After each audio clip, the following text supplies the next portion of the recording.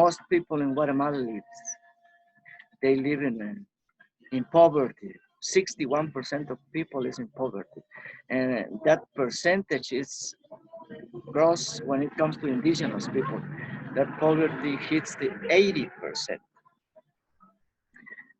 Most of them live in houses like this, log houses. 95% to cook they use logs. They have no gas stoves, neither electricity. It's supposed to be 63% of the homes with electricity, but most of them live like this little house. Even with the lady showing her happy face, they live in extreme poverty. Most of the houses are made of wood or mud bricks, 65, 66%, and only 34% are made of clay or concrete blocks. Most houses look like this one. And we can see it also in children. Like this picture, you can see children live with malnutrition. It's a sad 54%. We are the champs in Latin America. We are the #1 in malnutrition. It was Haiti, now it's Guatemala. The situation is really sad.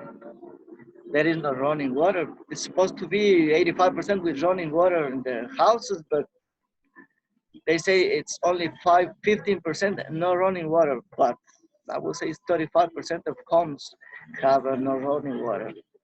They have to work um, 1 hour, 2 hours to the next well or water spring, and then they have to come back with the water on the head. Some of the houses, like I said, have running water, but there are few of them.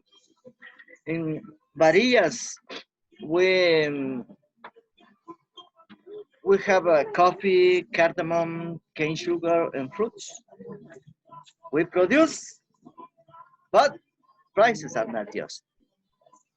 People who buy them, they don't pay what's the just price. So people have to sell it as the people who buy them says. And when it comes to our beautiful roads, some of you came to Guatemala and saw our roads.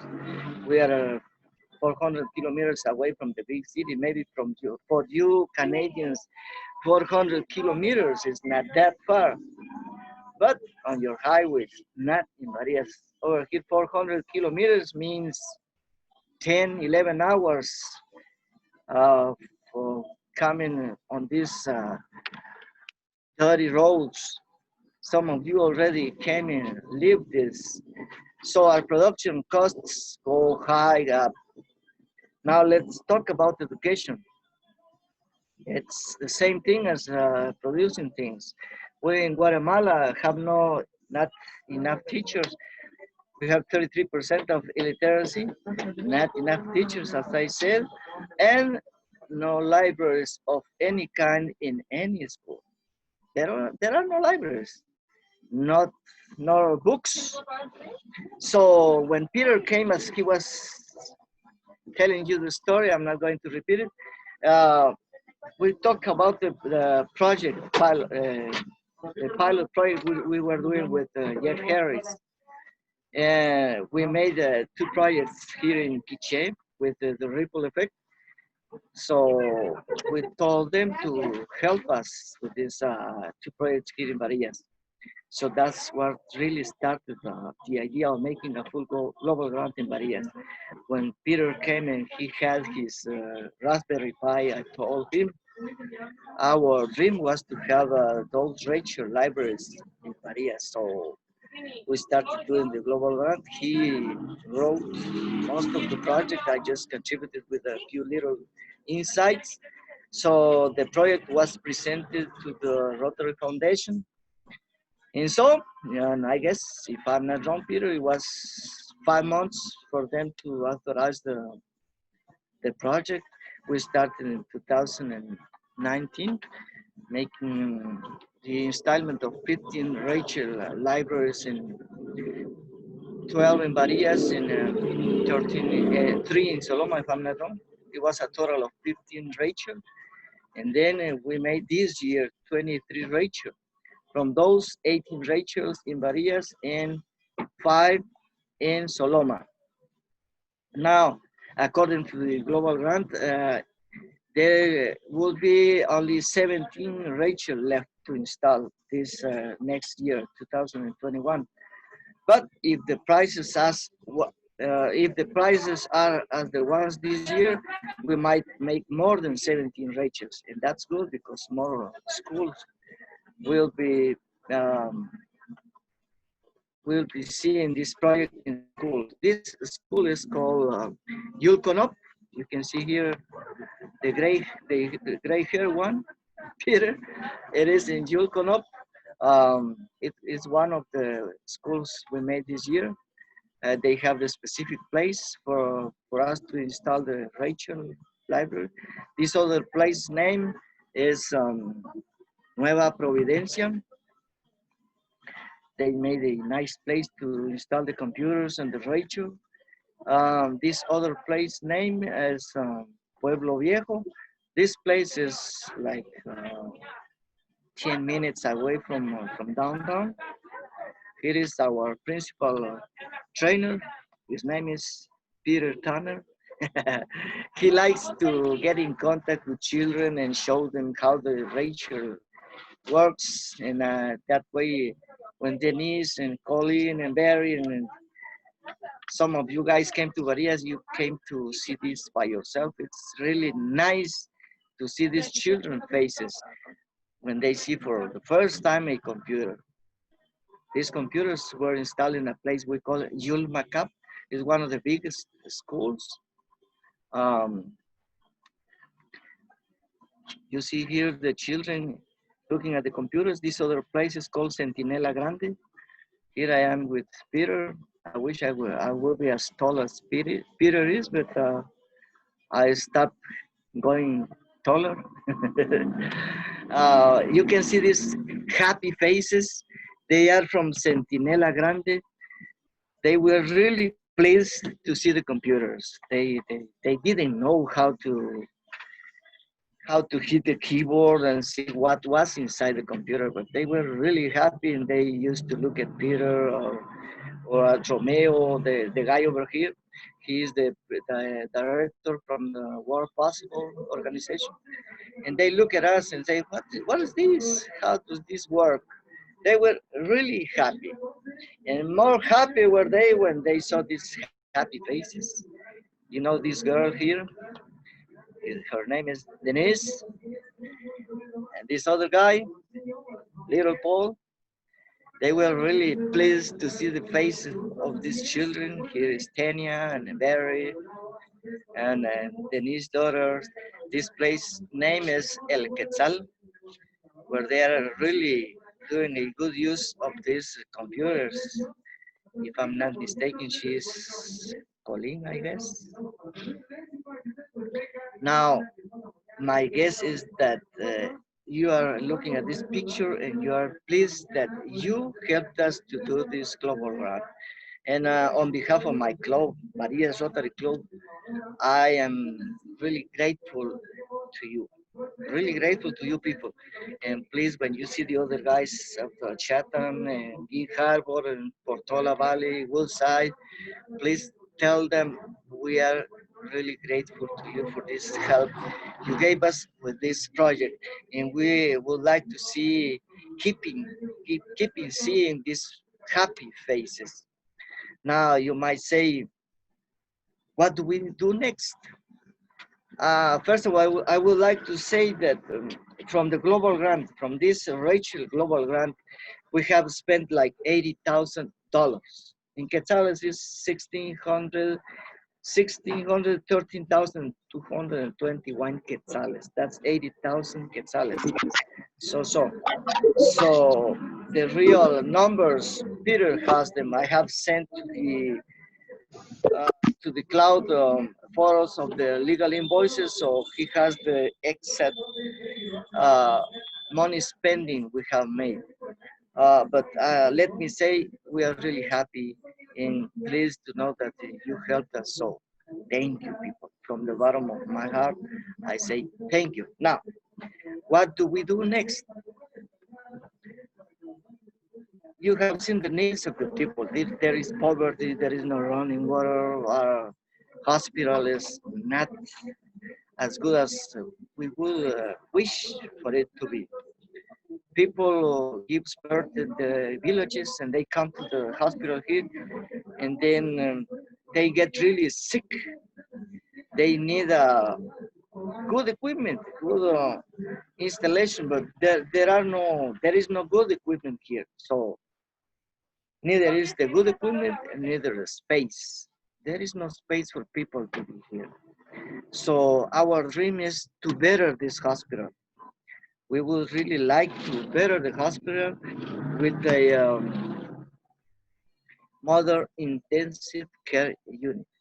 That's our dream now. We are not making any progress in this global grant, but because we want to finish one we have pending. Apart from the Rachel one, we have one now that we are executing in Nuevo Eden. It's a water and sanitation global grant.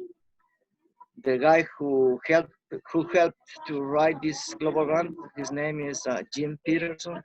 Some of you might know him. So we are going to start this global grant for a modern intensive care unit at the hospital after we finish executing the Rachel one and the water and sanitation project. For now, let me tell you that this is our dream. We want to help people here at the hospital. We have talking to the people here, the director of the hospital, some of the people at Huehuetenango, the big city, and they are happy with this idea. But that will be after we finish this project we are doing. So thank you for your help, people, with the Rachel project. As I said, there is people from our club looking at this presentation. Juanita, Peter, Wilby Reyes, and it's nice to see you people. Thanks for listening. If you have questions, you can do it right now. Does anybody have any questions? You'll have to unmute yourself because I've muted everybody. It's Paul speaking. So Obdulio, has there been, have they started, or you made some mention that you've applying for a global grant for the hospital? Has that process been started? There is a draft, but since we have no time to do it, we are a small group. We are a small club. We are only 12 people, so we don't really want to get in deep waters until they finish the other project. So there is a little draft. It's started, but it doesn't have too many advances. Are you working with Jay Eastman as well on that draft? They said they were going to help when we start looking for funds, but Jim Peterson is the one who is going to help us starting right in that process, and I guess some of you are going to help. Right, Peter? I guess. Just so everyone knows, Jim Peterson was the one who wrote the water project grant for Nuevo Eden, which the Chatham Club and other clubs in Chatham Kent have contributed to. 4 clubs in Chatham Kent contributed to that one, and 4 clubs contributed to the Rachel project. So here's another possibility. Peter, and I just want to, we're talking about writing grants and timelines. I just want to acknowledge over to Obdulio that the concept of having this global grant on Rachel started back in 2016. And then it was during 2017, 2018, where the application for the global grant for Rachel was written up. Peter principally writing that up, but of course working very closely with you, Jeff Harris, and then it was Jeff. Who are you working with? I have Jeff Harris written down here, but And Gig Harbor. Yes, and Jeff is on the call. Yes, sure, Jeff. Anyway, the long story short, the project was approved, ready to go in 2019. Here we are in 2020 with talking about the third year of this global grant coming to an end in a year's time or so. So I'm sure glad to hear that you, Obdulio, are looking forward to what's going to be next beyond Rachel, once we get Rachel completed. Thank you.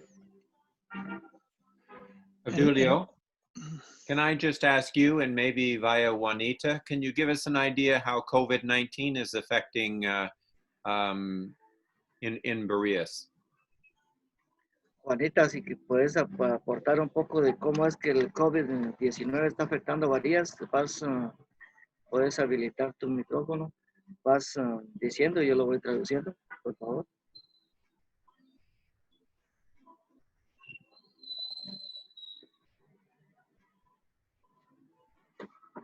¿Me escuchas, Juanita?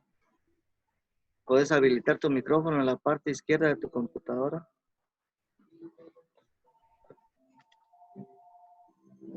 May not work? I don't see Janita's anymore. She may have signed off. No, Juanita's Sure. there, but yeah, there we go.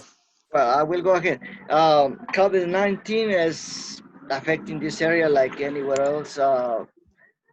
In Barillas, businesses like mine are seeing the difference, but other businesses, they are like the same season. They have not shut down their business. You can see people on the streets and everywhere. But in the big cities, they have shut down the businesses. So people is really, really suffering hunger. A lot of people is suffering hunger. Most people in Guatemala are not employees. They are just private entrepreneurs. So there is really a lot of need in Guatemala. Bread. We in the big cities are looking at a really big difference. On the fields like Barillas, you don't see too many of a difference. Bread. Partly because the economy, there's so much economy that's informal. There's no protection. Yes, so Juanita. Anita.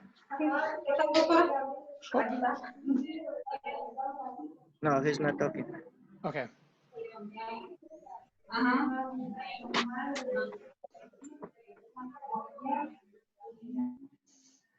So I would just like to take the opportunity then, Obdulio and your other friends who were able to join us. The presentation was very eye-opening. I know when our group came back from Guatemala, those members that haven't gone out and done a trip like that, we got our eyes opened. And once again today, seeing how difficult things can be.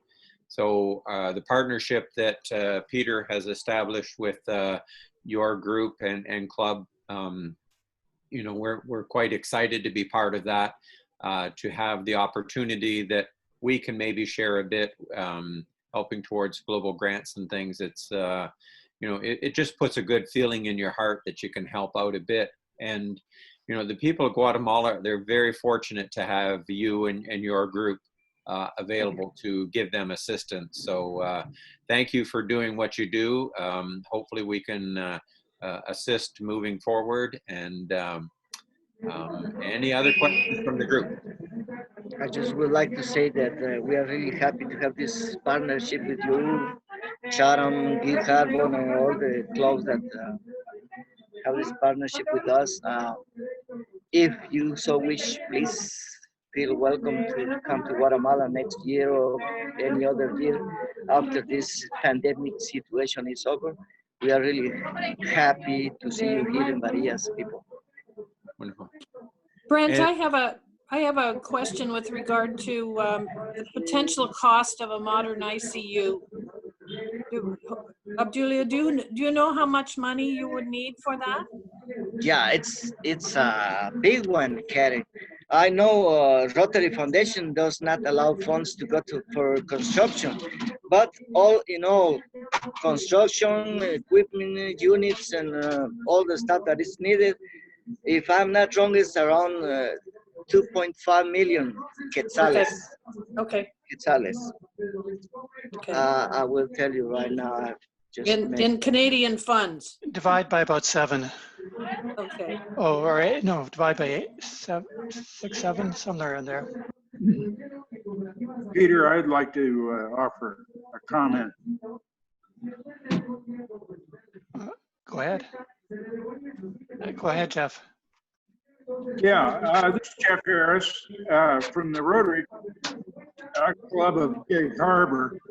And I just wanted to say that we have been working with Barillas on the province next to, or the department next to Tenango for a number of years. And Obdulio and his club have been very helpful, mostly water projects for the Ixil people in the Quiche department. But the opportunity to work with Peter, who initiated this effort, has been very rewarding. And in near Gig Harbor, there's a small community that has about 2,000 Guatemalans that came from Huehuetenango, from mostly from Saloma, which is the other community that this great global grant put Rachel projects in. It too is a poor community, very similar, smaller, obviously, than Barillas, but the needs are great. And we have working with a priest who is interested in starting a Rotary Club. And one of the Rotarians in Barillas has offered to help, and we're going to provide some money, but that's going to have to wait until after the pandemic. Like I said, without Peter and Obdulio, this wouldn't have happened. We did a number of small, they were Raspberry Pi initially, projects that was the forerunner to the Rachel. And those were, we probably did 20 different schools. One was a test before and after in a school that got them, and schools that didn't. And that was conducted by Mundo Posible. And again, without that organization, and this would not have happened. So it's been international, and the Guatemalans making a real effort. So just thanks.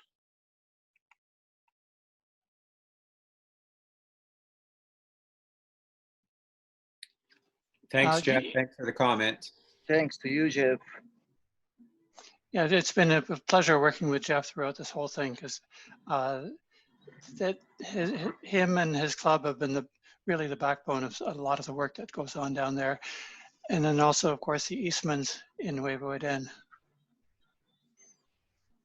Yeah, it's Barry here. Obviously, we're talking about partnerships and collaborations, 3 different countries, United States, Canada, and Guatemala, and definitely friendships across borders. And we're all in it. It's just very wonderful, and we're all together making truly a huge difference, really a multiplier difference. That's correct, Barry. And I was just going to double check, Peter, you were able to record this Zoom. So if either Chatham Sunrise, Tilbury, Dresden, Blenheim, anybody wants it, they could get a view this. Yes, I started the recording a couple of minutes into it. All of a sudden, oh yeah, I'm supposed to record this. But I do have a recording. When the meeting's over, Zoom, we actually tested this. I tested this yesterday. It creates an MP4 file, which I will put into a cloud space, and I will circulate the link to that cloud space so anyone can download it and watch it. Great, thank you very much. Rose? I have one question, Abdullah. Thank you so much for sharing that with us. the kids, the children that go to the Rachel Project, does everybody get access to the computers? And what's the age limit? Well, there is no age limits. In fact,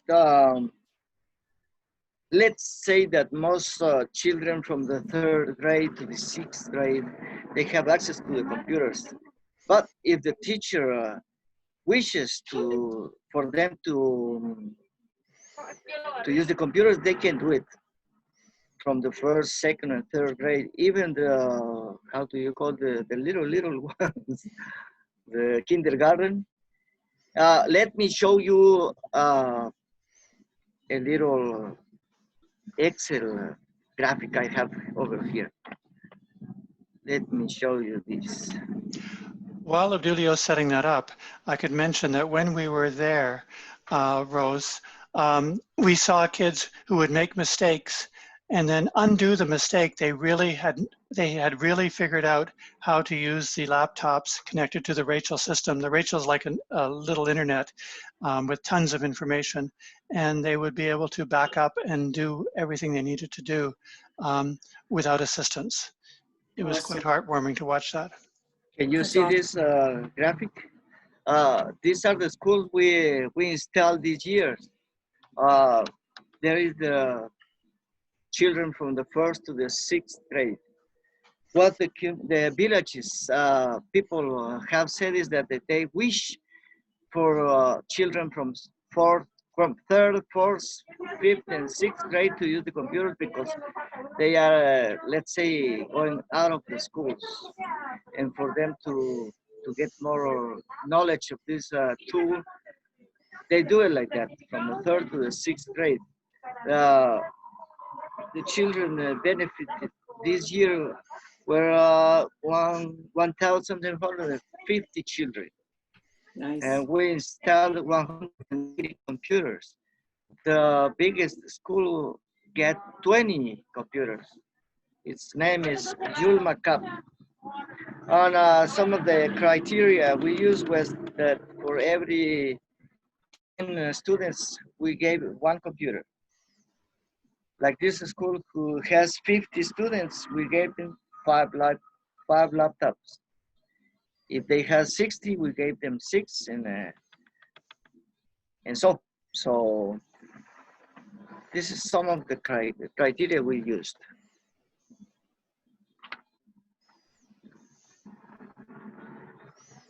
Thank you. Thanks for the question, Rose. Anyone else? While we have the opportunity, it's a great opportunity. Okay, yeah. I have a question. Brett. Hi, Tom. It's for our district governor, actually. I don't know if I have a chance to ask her this later in the meeting, so I thought I better do it now. Karen, when are you going to be doing your Chatham Kent visit? I just got the extension from the Prime Minister, and your border's not going to open till late August now. Probably going to have to set it up on Zoom in some way, since we're not going to be able to come over and see you in person. So if there's some available dates that you might be interested in, let me know. Be happy to join you on Zoom. Okay, over to you, Brett. Thanks, Tom. Barry, did you have one?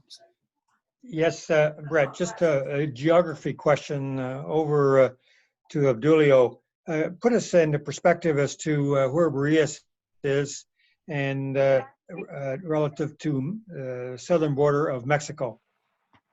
Say again, please. Where is Barillas relative to the border to Mexico? How far away? It's really not far enough.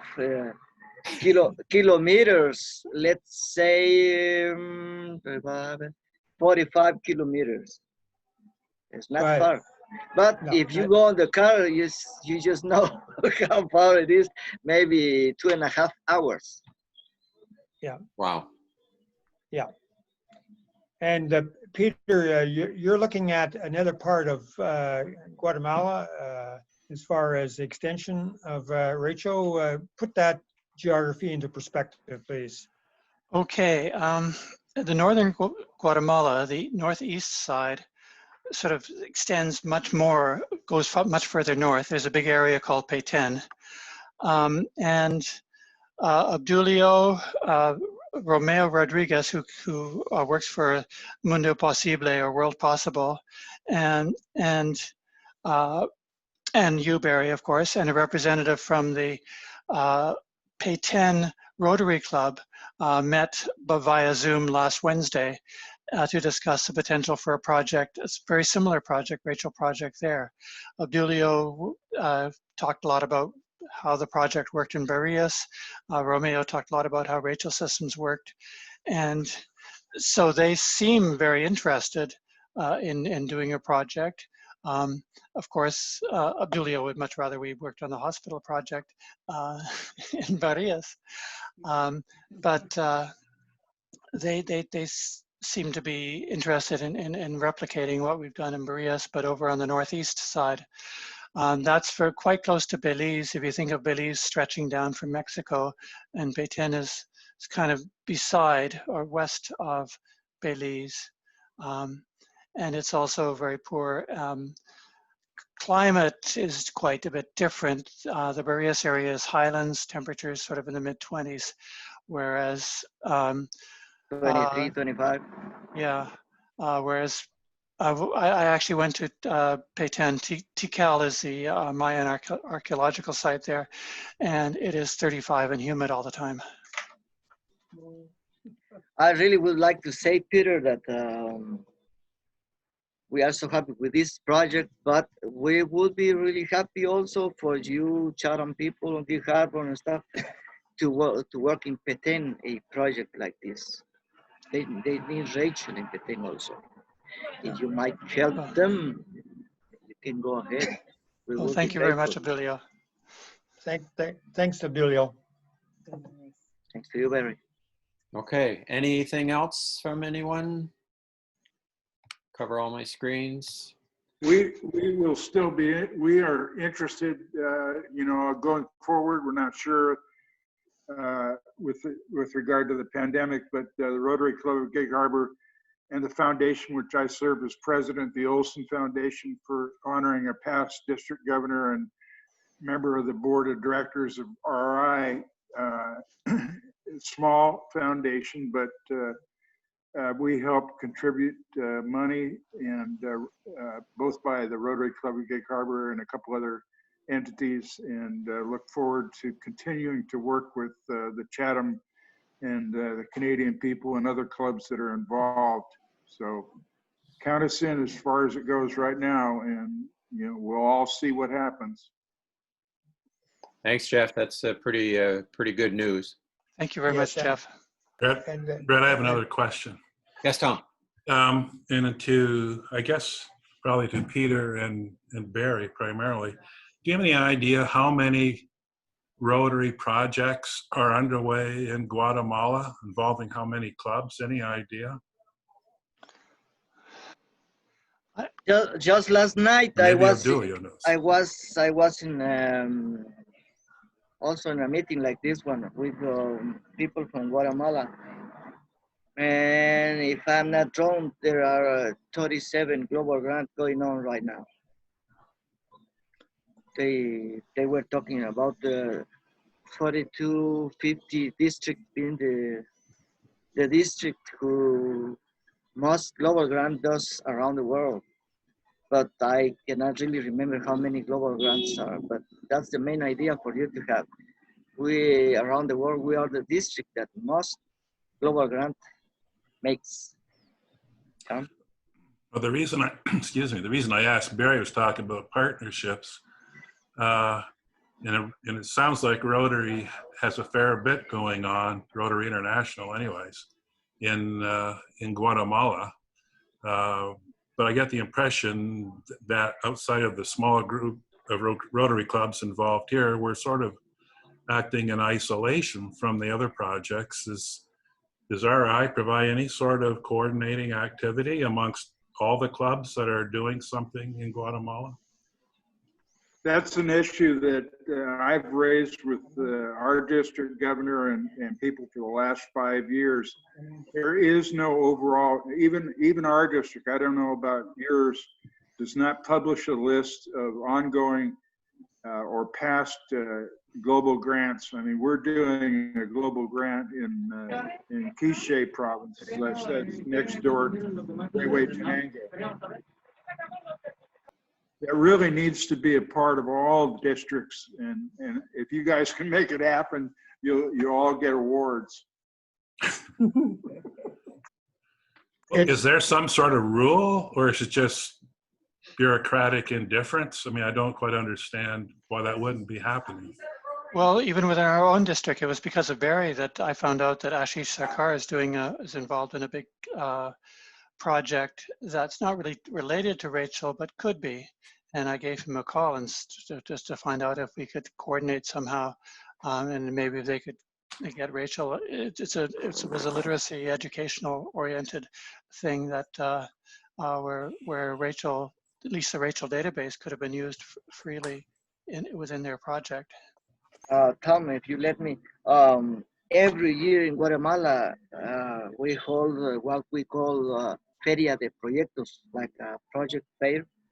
And every club in Guatemala, Honduras, and Belize goes to that feria, and they see the projects they want to do and projects who might want to be host and stuff like that. And that's the only thing I know about coordinating things. Thanks. It's and Tom and Brett and Obdulio, when we were down last August, we actually met the RI director, and Obdulio, you might know who that person, I just forget his name now, but I think he's from Guatemala City. Jorge Ofranc. Jorge Ofranc. Yeah. Huh? Oh, okay. And he's from Guatemala City, is he not? Yes, yeah. He's from Guatemala City.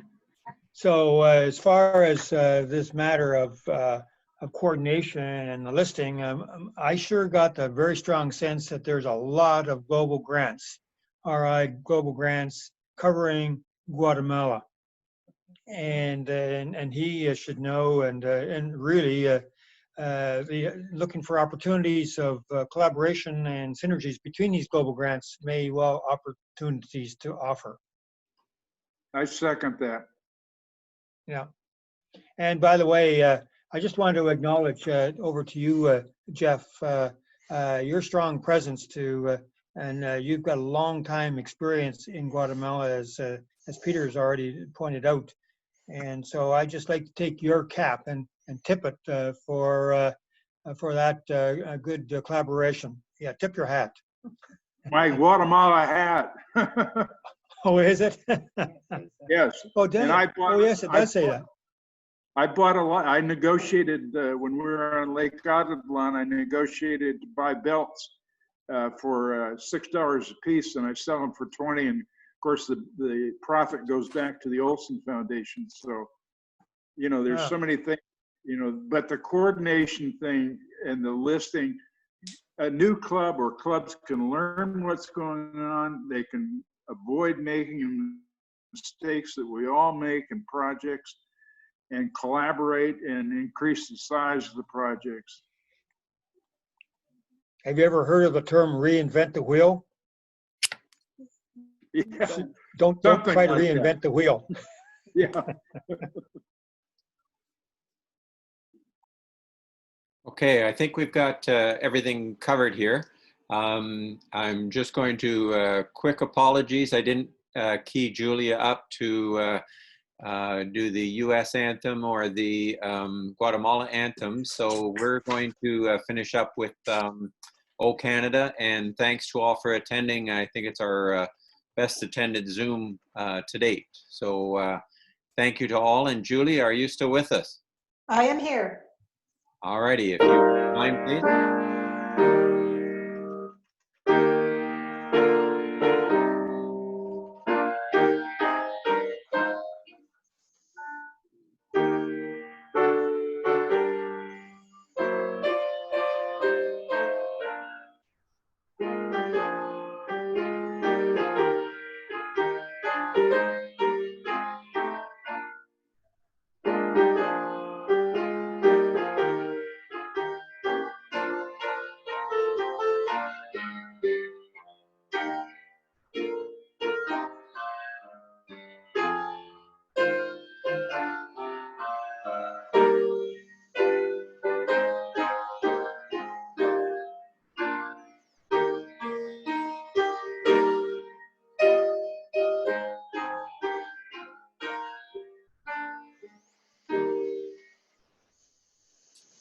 Thank you, Julia. Appreciate it. If anybody wants to hang on for any last minute chat, go ahead. We'll leave the room open for a little bit. If not, we'll have something set up for next week and send a message out to everybody. Thanks again. Yeah, President Brett, I'd just like to say, and peace to Canada, and peace to the United States, and peace to Guatemala. Thanks, Barry. Thank you. Thank you. Take care, Obdulio. Bye. Great job. Thank you. Good. Be safe, Obdulio. Thanks, everybody. Bye. Goodbye. Have a good afternoon. Bye. Thanks, Jeff. Thanks, Brett. Bye, Paul. Saludos, feliz día. Salud, Juanita. Salud. Yes. Hola. Hasta el próximo. Hasta el próximo. Thanks, Gracias Jeff. a todos.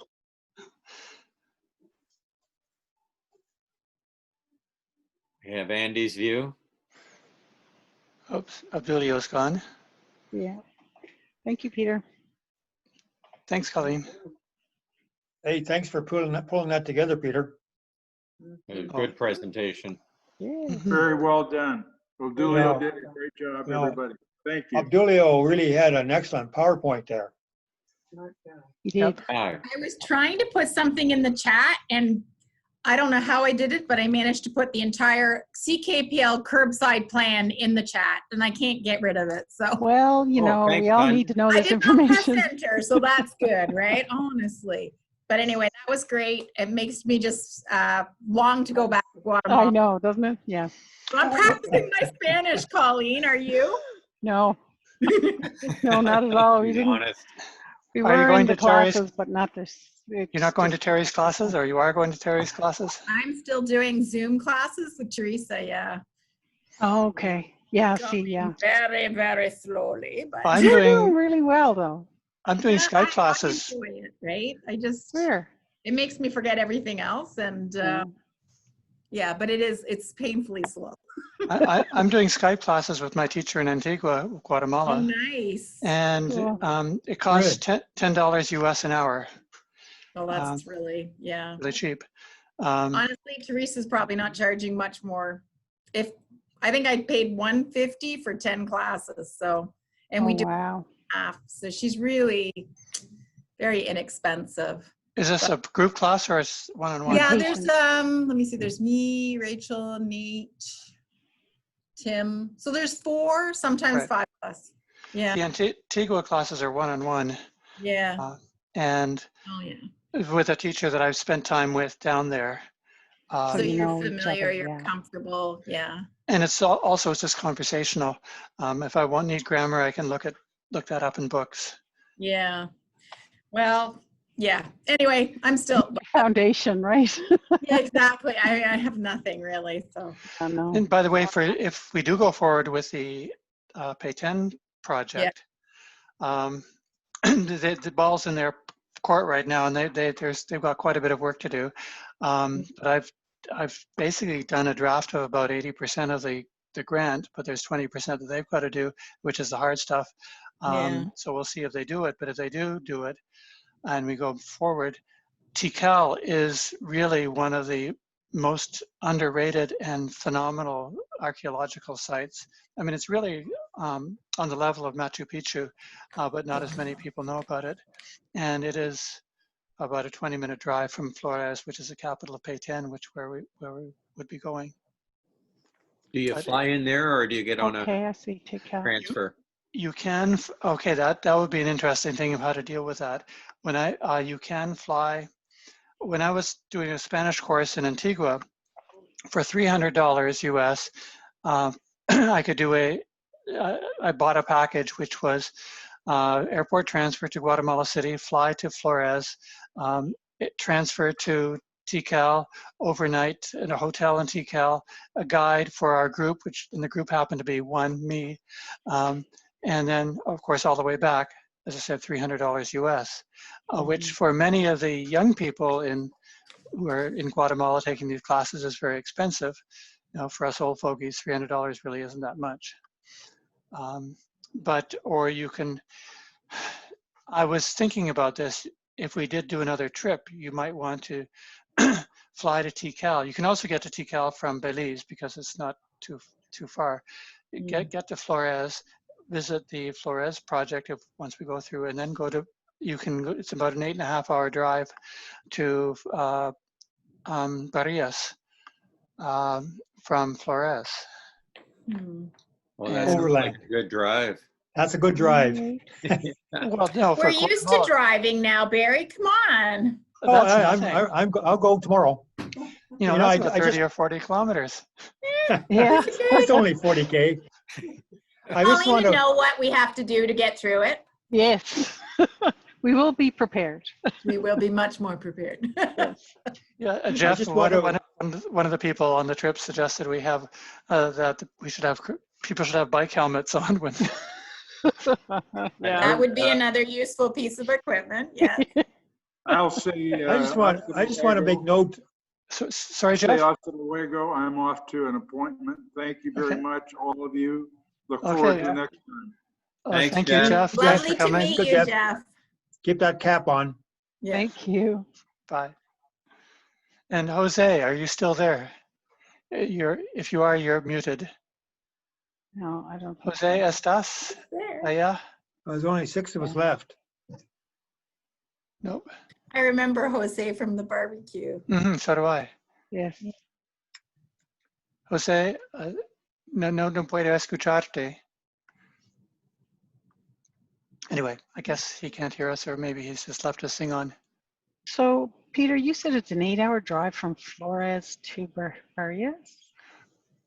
From Flores to Barillas. It has to. It's actually maybe more like 200 or 300, 250 kilometers. I don't know. Oh, that would be a lot of driving. I would think that's going. I would think that's going around a lot of bends pretty quick. Actually, no. On the east side, it's actually flat. As I said, relatively flat, and humid and hot. I didn't realize how hot it was, and for that overnight trip, I took. I don't remember if I had one night or 2 nights in the hotel. I think it was just one night, but I only took about 2 or 3 t-shirts, and you were going through a t-shirt every 2 hours. And I was hanging them on the fan, hoping that they would dry out so I could use them. But if it's that humid, they wouldn't, right? It was 35 and humid. Well, how do temperatures like that affect something like the Rachels? Nowadays, I don't think that should be really that much of a problem. No.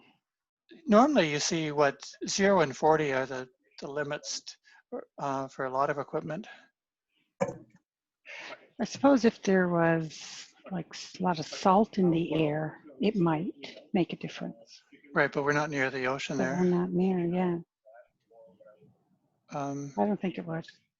The bigger danger is unreliable electricity, which is why we buy UPSs, which cost a total of $35 each. Incredibly cheap nowadays. It's amazing. It was a whole thing. We're down to $2,000 per school. So the deal I'm going to make with I'm going to yes, Brett, maybe you could help me with this. I'd like to talk to the sector meeting sometime soon. Maybe let's not August, but September, and to get the other clubs on board. Hopefully, the Payten club will have responded by then. The person I'm working with, Lusani, said she's kind of not working right now because of the virus. And so therefore she's got a lot of work to do it, but I did kind of give her a lot of work to do. But if they go forward, then I would like to offer to the other clubs. I don't know how active the other clubs are being right now, but offer to them that I could talk to them and try to get them to sponsor a school. It only costs $2,000 to sponsor a school. If they contribute, that's $2,000 US. But the multiplication factor is if they contribute 2,000, the district puts in 2,000, and the Rotary International puts in 2,000. So any contribution is tripled. So would I must say, like the school is 2,000, and then would that give them 3 schools basically? Yes. It's Barry here. It's that the representative of the club that you just referred to, Peter. You said her name. I was very impressed with her last week. She's got her professional background is community development, and so I think that she seemed to be latched in pretty good to the needs of working, writing up this global grant that you're talking about, Peter. Right. Oops. I just noticed I'm So still recording. How